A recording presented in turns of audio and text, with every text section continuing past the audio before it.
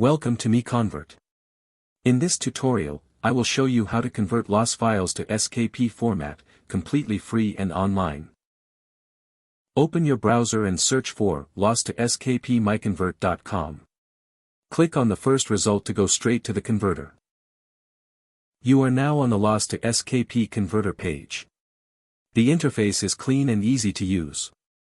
Let's upload a file. Click the Choose File button. A file picker will open.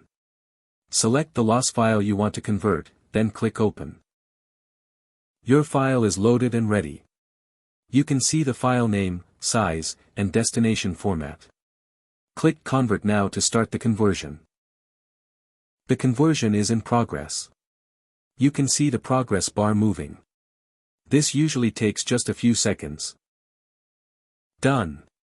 Your file has been successfully converted. Click Download to save the SKP file to your computer. That's it. Visit MiConvert.com for more free conversion tools. Subscribe for more tutorials.